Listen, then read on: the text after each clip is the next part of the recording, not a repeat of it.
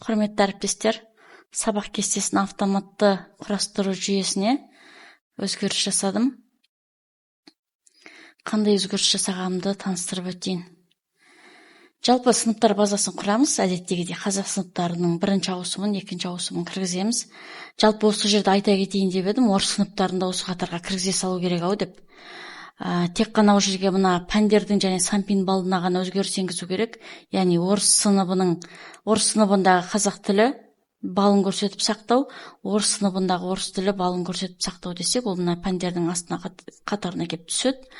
Ал басқа пәндер енді қазақша атаумен тұр, бірақ орыс сыныбында да осы пәндер ғой. Кейін расписание жасалып біткеннен кейін, Excelге көшіргеннен кейін пәндердің атауын орысшалай салуға болады. Солай істеуге әбден болады. Атау мынаны басады, шатасады екен мұғалімдер. Сабақ кестесін жасайтын мұғалімдер шатасып жатыр.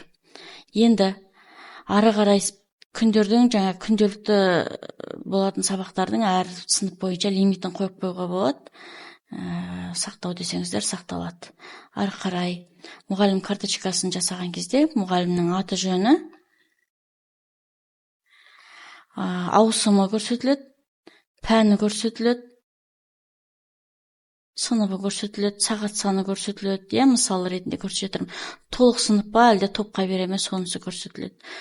Тағы да қандай сыныпқа беріледі? Бірден пәннен береді, мысалы биологиядан да беруі мүмкін.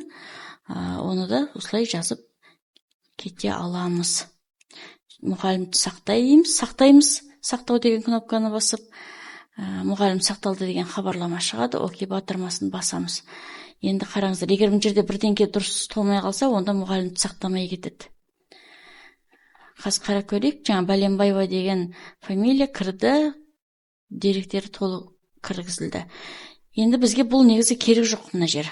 Өйткені ол менде бұндай адам жоқ, мен жай мысал ретінде көрсетіп тұрмын, ал менде екінші ауысымның мұғалімдері жүктемесімен кіріліп тұр. Енді осы жүктемені жалпы базасын біз сақтап ала аламыз. Сақтау деген кнопкаға бассақ, мектеп кестесі базасы деп сақталады. Егер оны біз қайтадан жаңағыдай жүктеп алу керек болған жағдайда жүктеу дегенге басып, соны белгілеп, открыть деп импорттап аламыз. Қазір мен оны админға басам, өйткені ол менде уже әлі тұр ғой, енді ол маған керек жоқ. Енді қараймыз.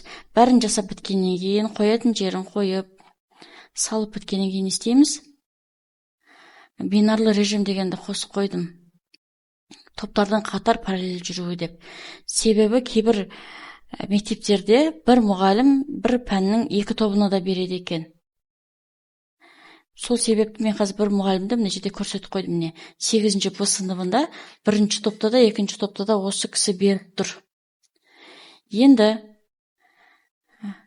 ал басқа жағдайда бізде ондай негізі жағдаят жоқ. Әр пәннің тобында әр түрлі мұғалімдер. Енді мен осы бір ситуацияны көрсетіп қойдым осы жерден. Қазір сабақ кестесін жасау деп, мына кестені көк батырманы басамыз, кестені есептеу деген. Сабақ кестесі сәтті жасалып бітті деген хабарламаға окейді басамыз. Енді не істейміз? Астына қарай барамыз. Әуелі сабақ кестесі осы жақтан шығады, себебі осы жерден ыңғайлы көріп алғанға. Мына жақ бос тұр, өйткені мына бірінші ауысымның жүктемесі әлі кіргізілген жоқ. Енді қарайық, міне пәндер, мұғалімдер атауларымен, аттарымен, пәндер топтың аттарымен, мұғалім аттарымен берілген. Енді жаңа мен бір пәннен екі тобына да бір мұғалім береді деген жерін қарайын. 8-ші Б сыныбында қарайын қайда деген. Ағылшын мен информатиканы жұптастырды бір күні, енді тағы бір күні керісінше болады. Информатика мен ағылшын жұптасады. Көрдіңіздер ме? Осылайша сабақ кестесі сәтті жасалды. Мінекей қараңыздар. Балдары, санпин балдары көрсетілген әр пәннің. Енді сабақ кестесін жасап біткеннен кейін Excelге жүктеу дегенді басамыз. Excelге жүктеу кестесіндегі Excelді ашамыз енді. Так, мына жер бос тұрғандықта мен жойып тастаймын. Енді мына ұқсап ығы-жығы болып тұрған кезде кейбір мұғалімдер Excelмен дұрыс жұмыс жасай алмай, мен мынаның барлығын Wordқа көшіремін дейді. Ол қажет емес Wordқа көшіріп. Мына қараңыздар, мына бүйтіп ерекшелейсіздер. Перенос текста мына главныйның ішінде тұрады перенос тексті. Пәндер бүкіл ана ұзақтық мәтінімен сол бір яшықтың ішіне түседі, иә. Енді бұны шетіндегі жиектік кестелермен керек болса, сызықтармен керек болса, не істейміз? Мына кестеге басып таңдаймыз.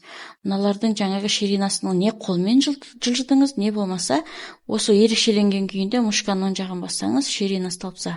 Мен қазір бір яшық қана белгіленіп қалды ғой. Барлық яшықты белгілейік, бүйтіп бағандарды белгілеп алдық, мушканың оң жағын бастық, ширинасы тапса, қояйық 25 деп, мінекей. Өзгерді ме? Өзгерді. Енді мына сәрсенбі, бейсенбі деп апта күндері әр бір жолда тұр. Мына дүйсенбі дегенде не істейміз? Дүйсенбілердің бәрін белгілеп аламыз да, объединить дейміз. Оқиғаға басамыз. Міне, әр жаңағы күнніңге бір күн атауы қалды. Енді оны не істейміз? Ориентациясын береміз. Жаңағы бұлай. Мына жерден, әріптер тұрған жерден ұстап алып жылжытса, ол не істейді? Жылжиды ары бері. Ортаға қоямыз деген сияқты параметрларын береміз. Жирный қыламыз. Так, мына 5 сағат, 6 сағат, 7 сағат деген жерлерге уақытты көрсетеміз. 8-ден 8:45-ке дейін, 8:50-ден 9:35-ке дейін деген сияқты уақыттарын көрсетіп шығамыз. Болды. Мына енді мына жолдар үлкен болып тұр десеңіздер, жолдарды тоже өстіп кішірейтесіздер. Немесе, енді бұл жерде кейбір пәндердің атауы ұзақ болғандықтан орынды көп алады, немесе кіші болып тұрады, иә. Сондықтан мынаны қарап көрейік. Строка, мына шетіндегі нөмірден аламыз. Высота строкаға қараймыз, 94:5 дейді.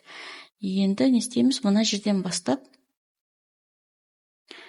мына жерден аламыз да, высота строкасын 95 дей салайық, подтвердить.